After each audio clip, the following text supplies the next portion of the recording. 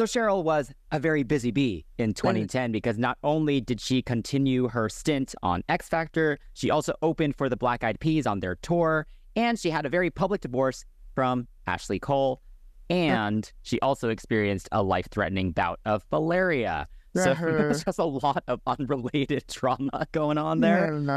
But at the same time, she was also fast at work with her second album, and she released the first single, Promise This, in October 2010. Promise this, if I die before I wake up. Promise this, take the time to say your grace. And the song hit #1 in the UK, and it was even covered by Adele on BBC One's Live Lounge. Yeah. Yes. Oh, my goodness. What do you think of Promise This? Oh, gosh. Before we get into that really quickly, God, she was going through it. I kind of feel for her. Like you were saying to me earlier, like, oh, wow, Shaq, by the time we record, something's going on. I'm like, yeah, no, me too. Dude, and I think that year, too, she had an issue with, like, rejecting a contestant, right?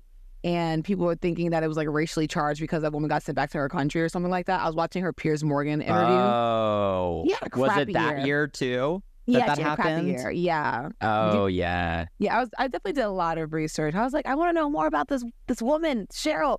But yeah, she was having a rough year. So for her to come back with this song and do what I want her to do, I know that sounds so crazy. That sounds like so weird. But like she has such a great lower voice and she commands the stage, not only with her appearance, but her voice when she actually sings a little bit more in her chest and the lower range of her voice. It sounds really good. It sounds powerful. It sounds full. And I feel like with this lead single, she found a sound that she could really explore properly. I mean, her sonic identity at this point had been being a passionate lover and fighter for her love, and it fits her image and her voice, like I said. So the song has the feistiness, and I totally appreciate the quirkiness of the production. It was written, the song, in part with Priscilla Renee. We know her now as Money Long. She's the one who has written Hours and Hours and Nobody Knows Me. So you guys know her at this point. But at the time, she was just kind of Priscilla Renee. She wrote California King Bed for Rihanna and like Worth It for Fifth Harmony. So to hear her now in the UK is kind of cool because I can hear her style, her songwriting style. Yeah. So we have to thank her for the melodies and the earworms throughout this like electro pop tribal-esque song. Like the French, the alouette means skylark, if I'm not mistaken, or lark. So it's kind of cool to have that kind of, I guess, chant, if you will, throughout the song. It's weird, but not so weird where it's not polarizing. But it sounds, again, very just like commanding. And for me, I feel like she's one of those people that really does have a good fortune and a bad fortune. I don't know how to explain it, but like her fortune cancels itself out where it's like all this crap happens to her. But then when she releases the song, that kind of reveals what she's been going through and what she's been dealing with. It's like, holy crap. Like the If I Die Before I Awaken, the chorus is so freaking crazy because she could have died. She could have passed away, excuse me. And like after this life-threatening battle and you have like this, oh wow moment, she's like, she could have passed away. And like the bird watching over her and like clipping the wings and then Derek saving her life, basically telling her to get tested, when she was sick. So it's like, holy crap. So I like the song in terms of like it's mentioning someone's mortality and not wanting to waste it on bad love. Because she just got through the divorce. She's moving on with her life. Crap is happening, but she's still fighting. So, yeah, I think overall, her fortune is just like this, I want to say it's neutral, but it's not super, super bad. It's not super, super good. It's like somewhere in the middle where it just benefits her in a way. So I guess it's good. You know what I'm saying? Like, it's a so good arc. Weird. It creates a good arc. Yeah. Oh, yeah. Yeah, I remember when this song came out, I was so obsessed with it. Like, I actually do think this is my favorite Cheryl solo song, like from across her entire career. Because, I think it's just an interesting song. There's just a lot going on. Yeah. Like, the French children song interpolation is creative, for sure. Yes. The beat is very aggressive. It is. It is. But then the melody is, like, very, very pretty, which is then emphasized a bit more with Adele's cover, too. Like, you can really hear, like, how beautiful the lyrics are and actually how nice the melody is with that version as well. And, I think she sounds really good. Like, she's just so good with how to use her tone, kind of like what you were saying. Like there's a warmth to her voice, but then she can she's able to balance out this like messy, not messy, but like just there's just all the electronic it's sounds chaotic, and stuff, going on. Like she's able to kind of stand up against it basically, and still make the focus her voice, I guess. Yeah. So yeah, I appreciate that a lot. She also looks amazing in the video. I will say some of the graphics in it, they haven't aged the best. Graphic. Well, you know, like she's clearly in front of a green screen, and then they have the projections of like the dancers behind her, or like she's it just looks a little. You can just tell she's in front of a green screen. You know, like it just looks a little like. You're so right. Can I tell you? I was just so captivated by this woman. I didn't even look at the back. There you That's go. Wild. Yeah, there you go. You're so right, though. You're so right. And I also think the performance was great too. I remember at the time people were like, "Oh, she's lip syncing," like when she did the X Factor performance. Oh my God, yes. Okay. But honestly, who cares? Like she was giving her all in that, and then of course she then sang it unplugged at some performances later, just to be like, "I can sing live. Like leave me alone." And the Adele cover, people still talk about that. Like people think it's so amazing that Adele, because that was right when Adele released Rolling in the Deep too. So it's kind of right at her kind of like her kind of switch to being her global fandom. And so for her choosing Promise This as her Radio 1 cover, Live Lounge cover, is awesome. And her version's great. Yeah, pretty sick. I would say the video is actually choreographed by Fatima Robinson too, which we love Fatima. I'm so happy. For those who don't know Fatima Robinson, at that point she had worked with like Michael Jackson, Beyonce on Dreamgirls, Black Eyed Peas for their whole like was it Boom Boom Boom era, and then Aaliyah. So I think the choreography looked a lot better, and I think again it's a styling thing where like UK versus US, definitely for sure, like the styling, that, and I feel like the African kind of tribal sounding moments, it was luckily able to avoid the weird like African movements as opposed to just having very just sharp movements of left and rights and stuff. So, oh boy, this is a good start to a new album era. So yes, the album Messy Little Raindrops was released shortly after the single, and it again hit #1 in the UK. And the album sound was pretty similar to the first. She worked with both old and new collaborators, including will.i.am, Wayne Wilkins, and J.R. Rotem. You know, when I saw the J.R. Rotem credit, I was like, oh, I feel like I know a couple of his songs. And we do. Like Jason Derulo's is like the most famous. He has such a distinct style. Oh my God, those like synth horns. I'm like, just get the horns. But when I heard, I was like, wow, that's a good name to get. I feel like this album is definitely a stronger 3 words though. Maybe because it was made in such quick, like close proximity of each other. I don't know if it's a good or a bad thing, but for me, I feel like it might be a good thing. It's not a perfect collection of songs, I would say. I feel like the overall quality of the lyricism and the audio is what elevates the album for me. I wouldn't say like, oh my gosh, like the track listing's super cohesive. I wouldn't go so far as like, oh my God, it's perfect. But in terms of the sound, the quality, I feel like is a little bit more crisp. The lyricism is not so like, oh, I brought you my heart and you crushed it in my hand. As like the first album. Oh boy, sorry y'all. I'm not roasting her. I just think the songwriters were just being very like on the nose. I feel like there's a little bit more nuance to some of the lyricism, and there's still some of that very like literal, like easy, understandable lyrics. I just feel like it feels more polished, and the productions here and there are a little bit more unique. I feel like The Flood does a good job of displaying her vocals in the chorus. Is it that great of a song? I don't know. Her ballad choices on albums have not been strong thus far, but her vocals on the songs definitely help me get through them. I think Amnesia and Everyone's production were more interesting standouts because, again, you kind of have like these quirky little sounds here and there. You're like, ooh, what's this? What are they going to do with that? So I appreciate that again. And I think her features were top notch. She had Dizzy Rascal, Travis McCoy. And again, producers like JR, who is not my favorite producer, but he had been making a serious name for himself in the US. So I think she's leveraging her fame. The record label is thinking about like who's the best people to get with, even if it's not like doesn't make sense completely in terms of like sonic congruence, excuse me. It's not completely there, but it's the fact that she can pull them. That's important, especially at that time. The name dropping was really important back then. So I think perfect. It's perfect in terms of like planning. Yeah, I will say I haven't actually listened to this album in a long time. I had remembered it being just kind of all over the place. And these past few weeks, when I've been listening to it again, it's actually better than I remember. So I will give it that. I agree with you. It shows some artistic growth from the first album. And again, whoever's A&Ring her, like they do a good job. Every song is different. Like it's not like some other pop albums from that time where like every song just like sounds literally the same and it all just blends together. Like at least even if I don't like every song on it, they each have their own thing going. So I at least appreciate that. But I just, other than Promise This, there's just nothing super memorable on there for me. Like I do enjoy Yeah Yeah, which is the Travie McCoy track. Yes. But the mid-tempos, like kind of how you were mentioning the slower tracks, like Raindrops and Hummingbird and Happy Tears, like I can't sing any of those songs back to you right now, like at all. That's valid. It's all just a bit of a slog there. What a word. The Will I Am track's like actually one of the stronger songs on here, actually. This time. Yeah, let's get down.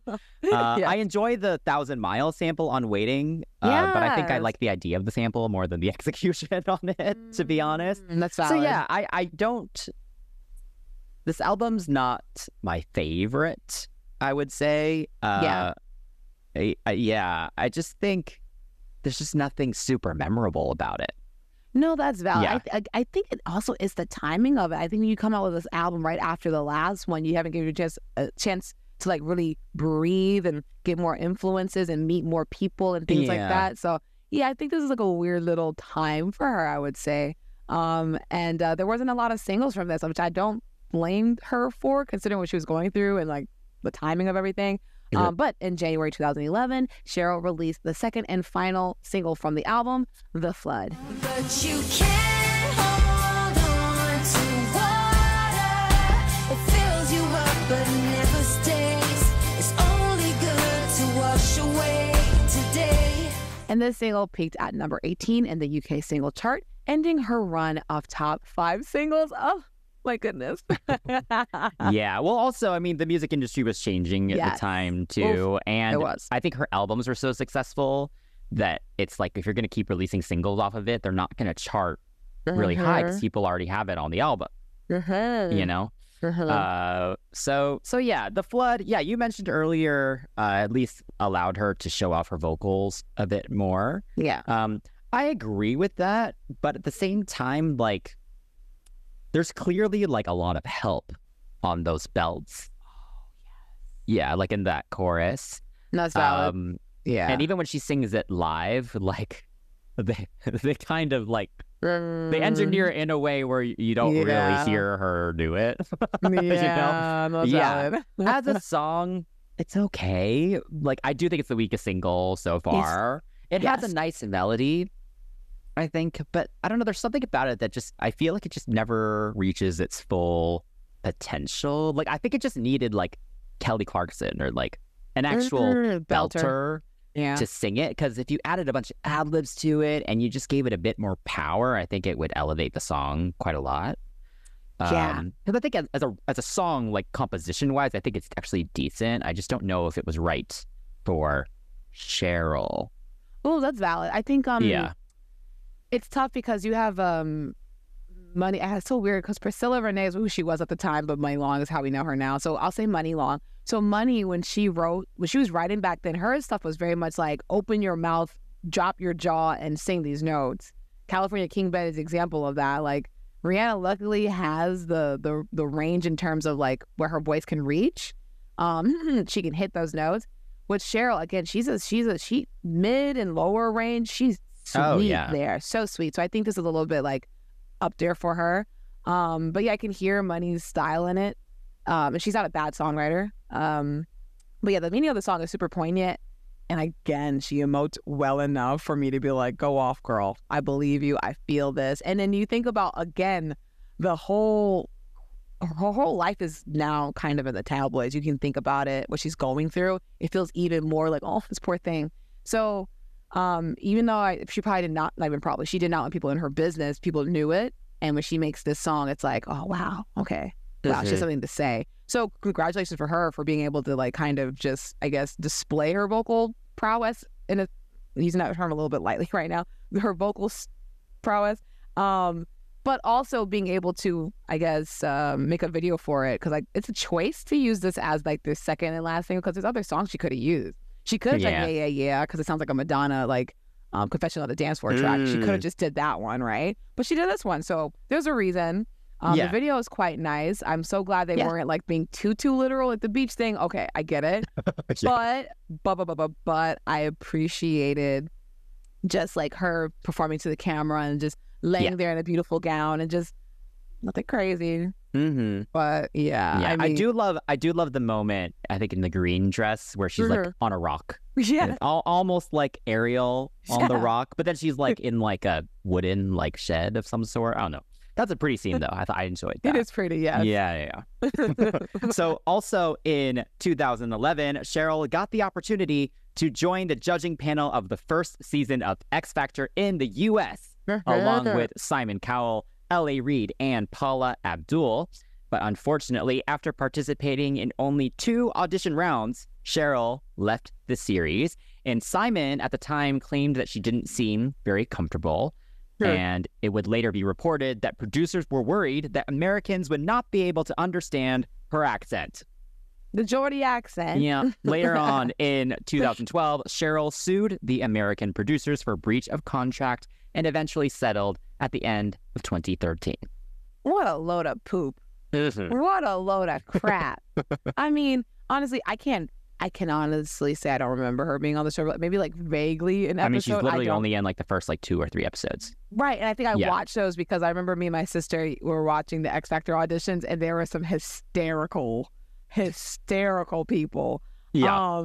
And also Simone Battle had auditioned too. She did When I Grow Up. Yes. And she went on to do GRL. So it's Robin Anson's group, which is crazy. So I was like, oh wow, okay, cool. But I don't remember her actually being there. I'm so sorry, girl. Oh. Again, I may not remember you being on the show, but I remember the U.S. version of the X Factor tanking. So you definitely dodged a bullet with that one. Sure, yeah, that's true. Yeah. So like it's like 2-3 seasons, right? I mean, her accent wasn't terrible. I think it was something else. Like, I mean, based on some comments I heard in a Cheryl documentary, they could just be saying it just to talk out their butt because they did say some stupid stuff too. It seemed like she really wasn't bringing her usual feistiness to the judges table. Like that's what they said. BS. And I was like, exactly. And I was like, why would y'all say that on a documented, okay, go off. Personally, for me, I feel like it was just a selfish move because it's like Nicole Scherzinger is the bigger U.S. artist. So I guess it makes sense to have her, quote unquote, there. But like, I think that's the reason. I don't think it was like, oh yeah, you're not good enough, Cheryl. It's just like, who the hell knows you? We need ratings. I mean, ratings matter to people, and unfortunately, I don't think she had a big enough like name here in the U.S. to be like, I'm on the table. Because she but then they should have figured that out before they asked her to be on it. Then that's what I'm saying. So that's why I think it's effed up and good for her pursuing. Because it's like you guys, again, like you said, could have figured it out. We could have, figured it out. Maybe Nicole was like, I want more money. We can't give it to you. I don't know. Who knows? But the point is, like, Nicole was actually one of the MCs. Oh, shoot. She was, so this was a really messed up situation because I thought she was an original judge choice. Okay.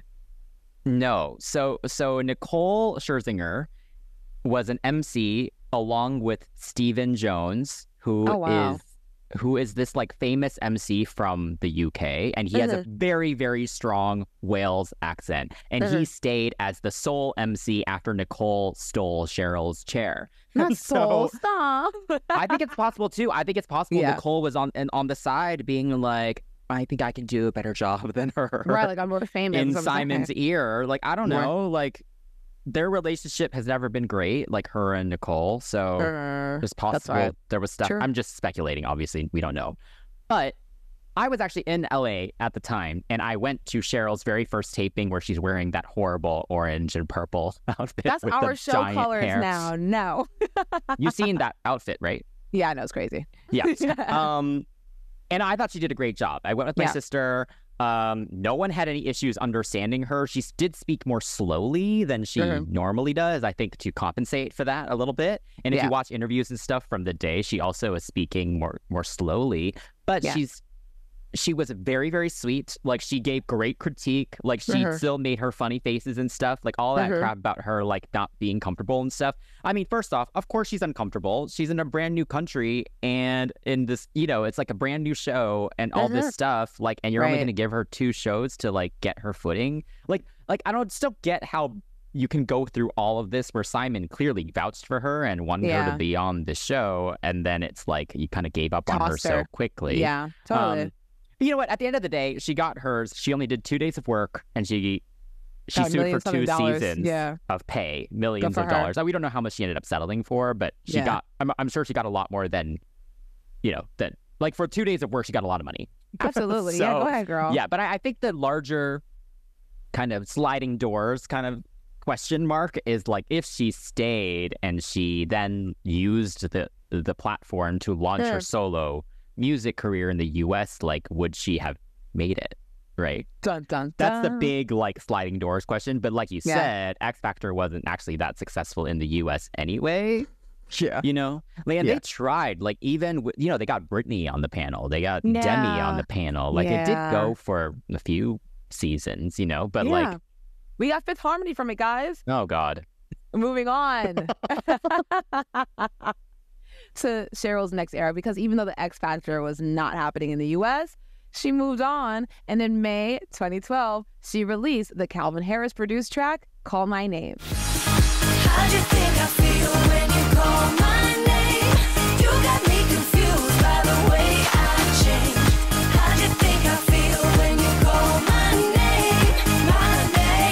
Say my name, baby. Which hit the top of the charts in the UK and did well in charts again all over Europe, Australia, and New Zealand. And the music video was filmed in the famous LA River culvert. Yes. Oh, wow. Okay. I know I don't remember completely where I was when this song came out, but I remember her bangs and those pants. I remember the pants, the ponytail, and I was like, oh my God, who is this? Wow, she's so pretty. I can honestly tell you, I don't think I liked the song a lot. I don't think I hated it because I didn't like We Found Love when I was younger. Yeah. I think me getting into EDM was a little bit of a tough transition. But We Found Love was something I wasn't really fond of. And then when I heard this one, I was like, I don't know. But I've grown to like this song quite a bit. Like, I've grown to like this song a lot even. And for me, I feel like this one is fun and it's danceable. And like, as a dancer who sings or a singer who dances, whatever you want to call her, this is right up her alley. Like, hello. Yes. It just sucks because the dance is so dance heavy. The song is so dance heavy. When she performs it, it just turns into this like, okay, when is she gonna stop? When is she gonna be able to sing kind of situation? But aside from that, the song is really like, it's good.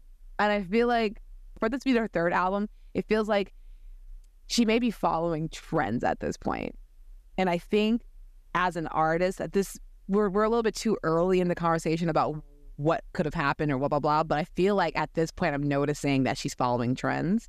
But we'll talk more about the album in a second. What did you think about How My Name? Let me sing it. Well, I guess one more question for you is, do you think this could have been a hit in the U.S.? I would say it's tough because, again, Rihanna was eating people up with We Found Love. So to have a song that sounds just like it, maybe, because then Neo had Let's Go. It sounded like this and it was a hit. So possibly.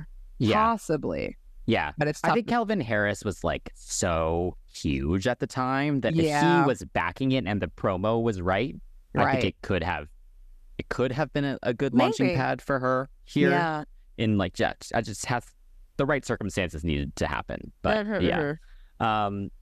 I think the song is awesome. Like, I agree with you. Yes, she is following trends in a way, but I think at least in the UK, she is at the same level as Rihanna and these other kind of huge Calvin Harris collaborators. So her being added to that list was actually, I think, right. You know, like, I don't feel like it was trend chasing. She was just a part of the trend. Yes, part of it. That makes sense. Yeah. Absolutely. But yeah, I think the song is perfect for her. Like, she kills it. It's perfect for her voice. It's sultry.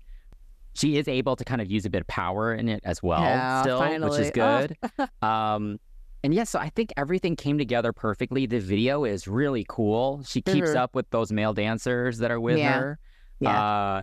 And, you know, obviously that river canal thing is pretty iconic just as a visual as well. So yeah, I think it's awesome. And yeah, performance-wise, like that voice performance where she leaps off into the dancer's arms. Like, I remember that being, I mean, they weren't called viral moments at that point, but basically it was, everyone was talking about it and how iconic that was. And yeah, I think the choreo was great. Like, yes, it's kind of impossible to sing live doing it. God, like yes, with it's like a lot of like jumping and stuff. Yes, the footwork.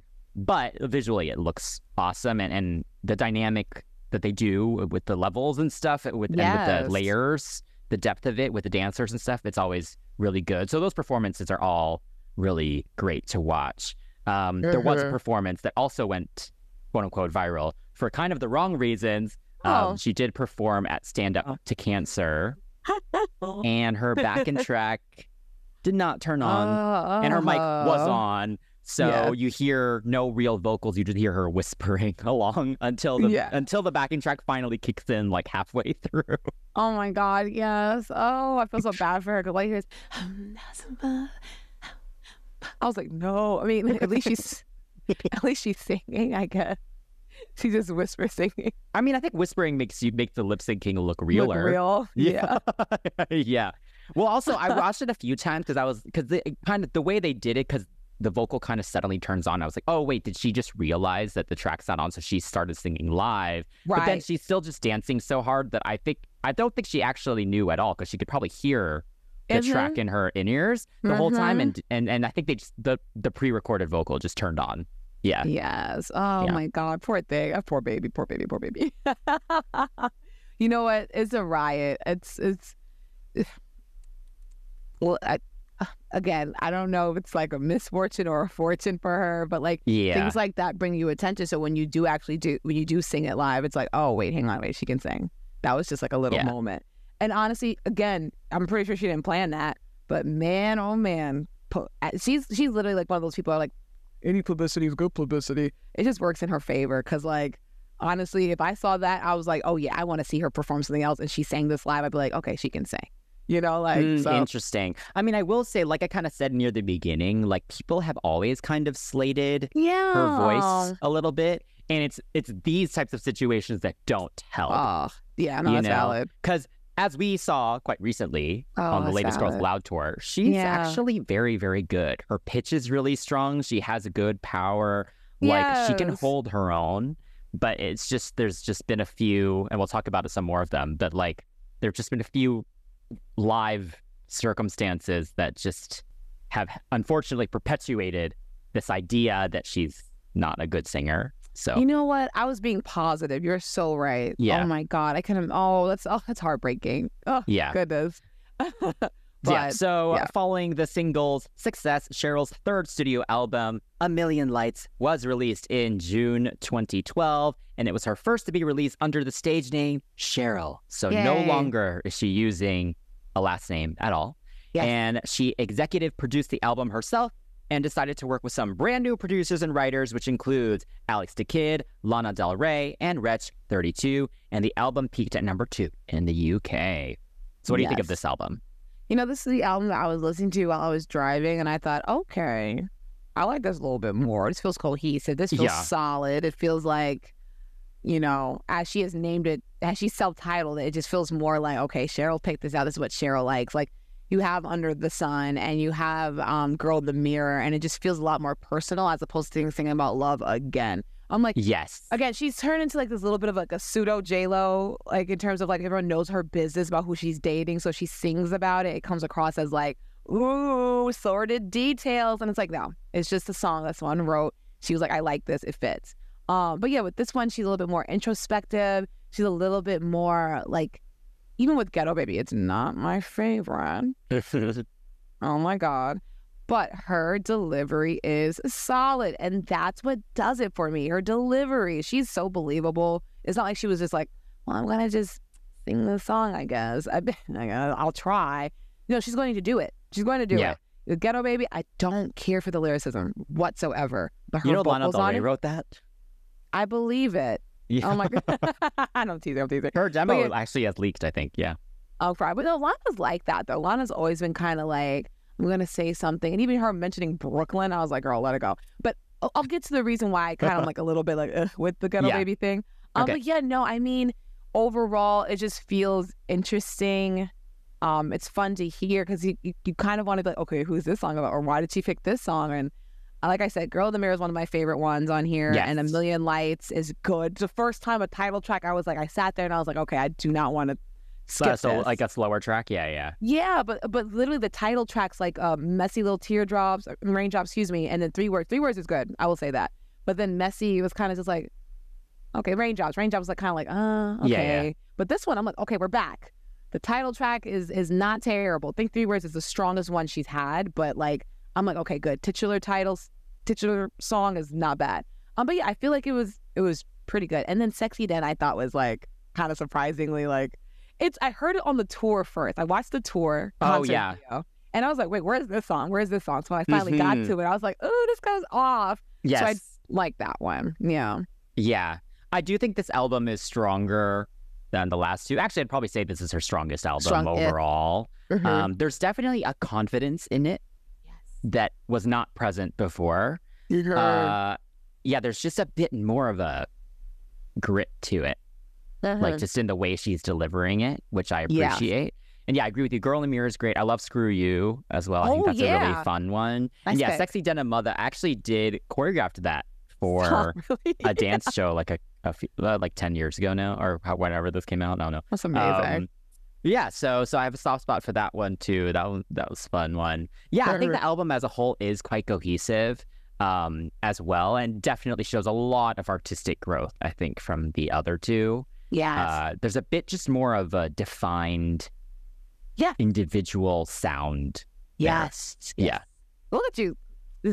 What you're saying is resonating with me right now a lot. All right, y'all. But if you are also resonating with what we're saying, be sure to subscribe to CCTV Pops on YouTube. And of course, where podcasts are found. If you made it this far, also leave a comment and let us know which song on these albums have been your favorite. And if you disagree with us, be civil, but let us know why you disagree with us. Let's have a conversation about our lovely Sheza. Okay. All right. So moving right along, we have a very interesting time or moment in Cheryl's career once again with the vocals.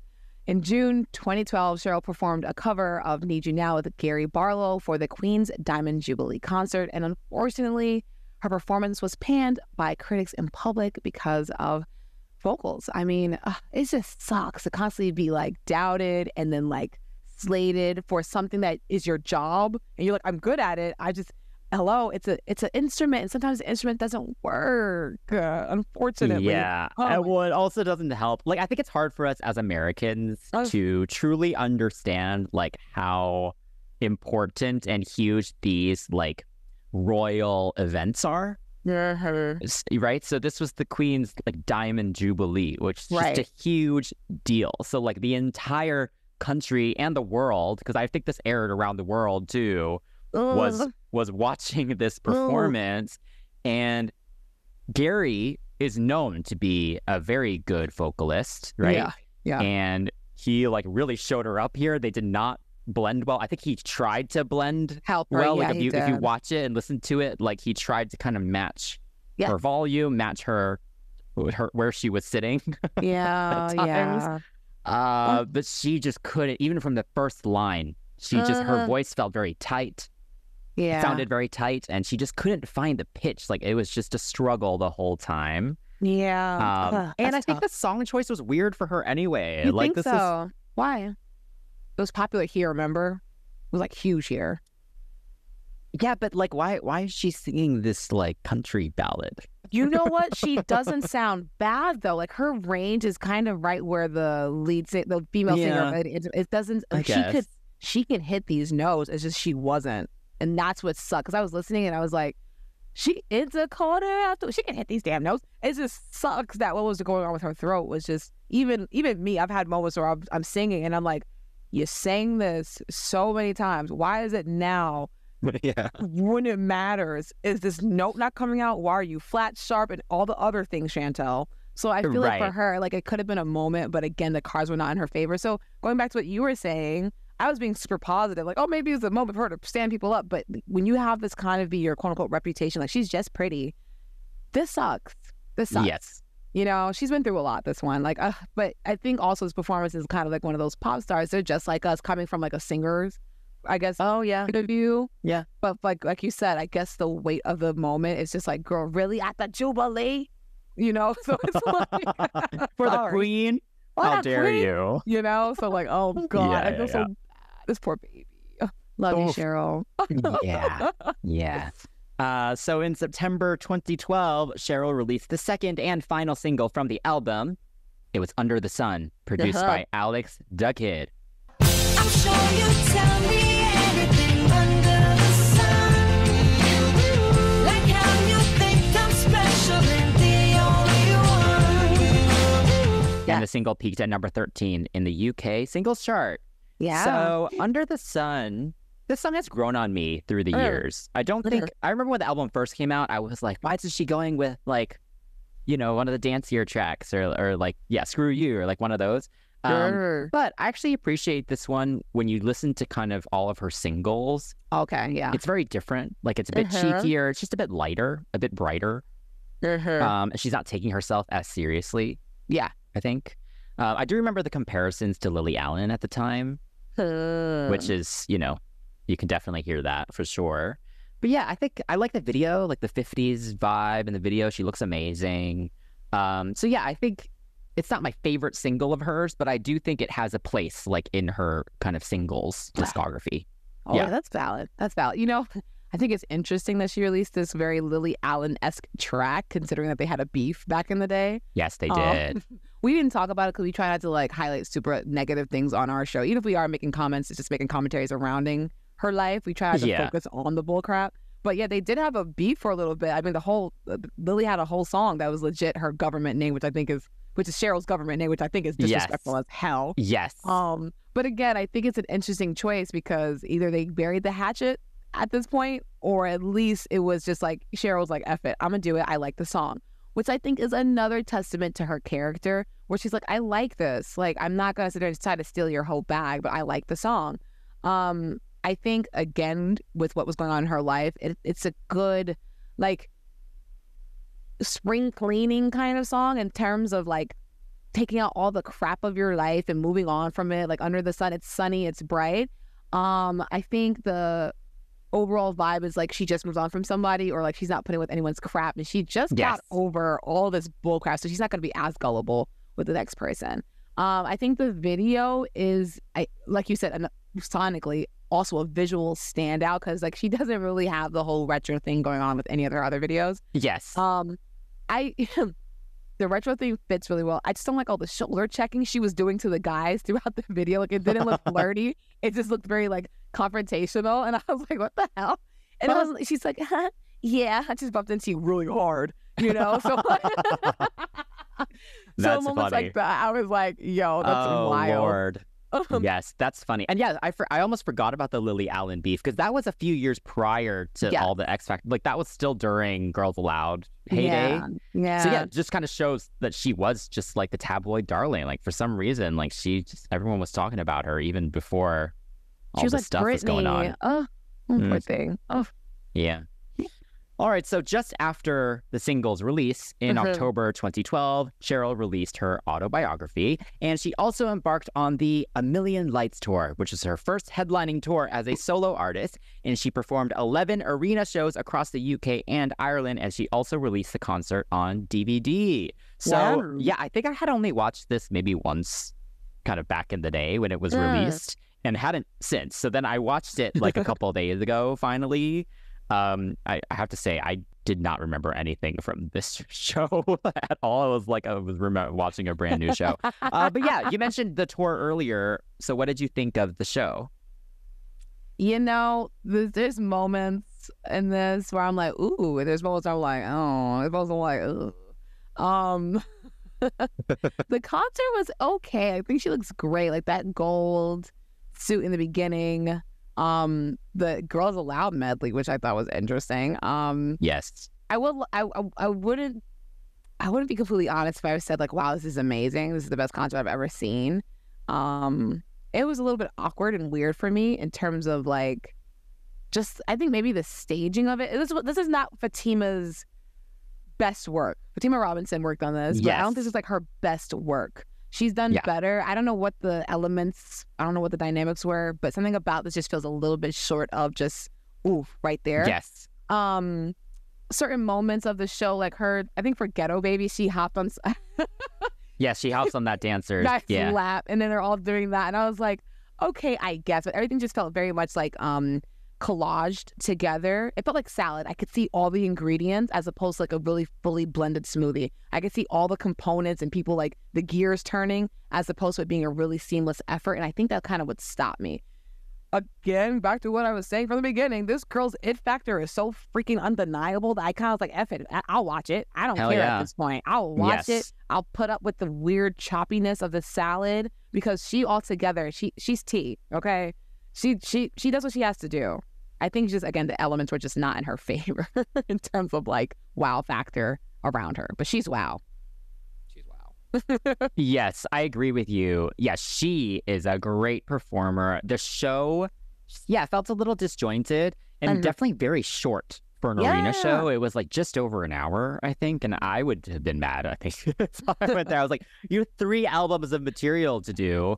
Like, and you spend like way too long on the B side. Like the pacing of the B stage, the B stage. Like the pacing of the show was just a bit odd because the lull in the middle was quite long. Like, I mean, yes, you're still doing songs like Parachute and 3 Words, so yes, they're popular songs, but the energy just kind of dies. Like even with 3 Words, you know, she's literally just standing there with Will.i.am. Will.i.am came out for the London show. He's he's on the main stage, she's on the B stage, they're staring at each other, but like there's nothing happening. And I'm things like that. Like and the Parachute, it's like that was one of your bigger singles, and like you just nothing. Again, you're just using it to kind of like walk to the beat. I don't know, like as opposed to having like a dress that's flying, something. Yeah, like give us some drama. Like it just wasn't. There was nothing in it. Like I think the opening was really strong with Sexy Dead Mother. She like does the leap again, kind of off the top. I thought the dancers were good. I thought some of the choreography was very, very good. Yeah. But just something about it, like you said, just felt a bit, it just didn't fully come together, and there was just nothing super memorable about it. Like there's nothing really about the show that makes me want to watch it over and over again, like I do with like a lot of the Girls Aloud shows and a lot of other artists. Like there's just nothing about it that I'm like, oh, I need to see that again. Yes. Yeah. Yeah, totally. Again, this is not like a, you know, we hate her. It's just one of those like, ooh. No, not at all. I mean, I think if she ever put a concert together now, like I think it would probably be like amazing. I mean, this is her first tour. A lot of people's first tours are never like the best thing ever, you know? And yes, like you said earlier, she performed the crap out of it for sure. I just think like as a show, it was just like, okay.